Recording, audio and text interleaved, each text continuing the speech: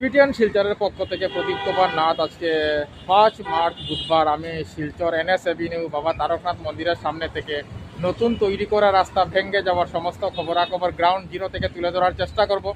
কারণ টিবিটিয়ান শিলচর সর্বদা ভালো ভালো খবর, মানুষের উপকারের খবর জনসমক্ষে তুলে ধরে। দর্শক, আপনারা আমার সঙ্গে থাকুন, আমরা সমস্ত খুঁটিনাটি খবর দেখানোর চেষ্টা করব।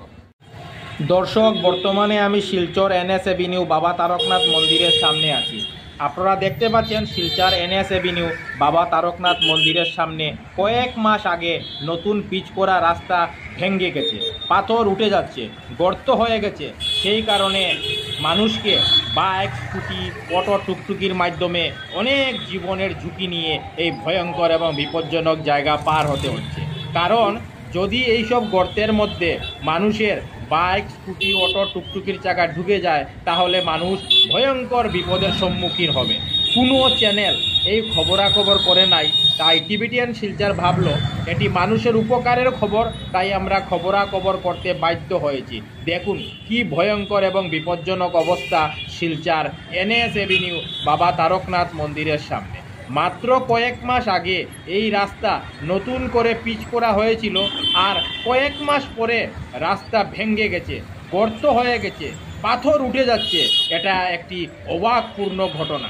আমি টিবিটিয়ান শিলচরের পক্ষ থেকে প্রদীপ কুমার নাথ ভাবলাম যে আজকে আমি শিলচর এনএস এভিনিউ বাবা তারকনাথ মন্দিরের সামনে যাব এবং নতুন পিচ করা রাস্তা ভেঙে যাওয়ার, গর্ত হয়ে যাওয়ার, পাথর উঠে যাওয়ার সমস্ত খবরাখবর গ্রাউন্ড জিরো থেকে তুলে ধরার চেষ্টা করব, যাতে সমস্ত শিলচরবাসী, কাছাড়বাসী, বরাকবাসী ওনারা ঘরে বসে শিলচর এনএস এভিনিউ বাবা তারকনাথ মন্দিরের সামনে নতুন পিচ করা রাস্তা ভেঙে যাওয়ার, গর্ত হয়ে যাওয়ার, পাথর উঠে যাওয়ার সমস্ত খবরাখবর নিজ চোখে দেখতে পারেন এবং জানতে পারেন। আমি সমস্ত খবরাখবর গ্রাউন্ড জিরো থেকে তুলে ধরার চেষ্টা করছি।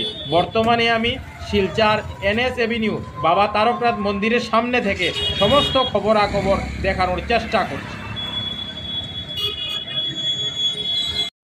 দর্শক, আপনারা দেখতে পাচ্ছেন নতুন পিচ করা রাস্তার মধ্যে গর্ত হয়ে যাওয়া জায়গাকে লুকানোর জন্য গর্তের মধ্যে পাথর দিয়ে ঢেকে রাখা হয়েছে।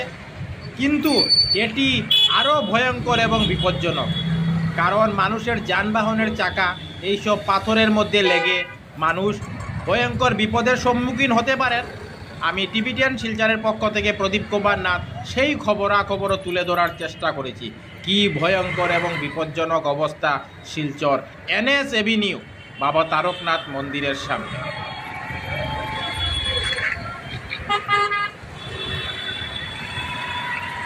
টিবিটিয়ান শিলচরের পক্ষ থেকে প্রদীপ কুমার নাথ। আজকে 5 মার্চ বুধবার আমি শিলচর এনএস এভিনিউ বাবা তারকনাথ মন্দিরের সামনে এসেছিলাম।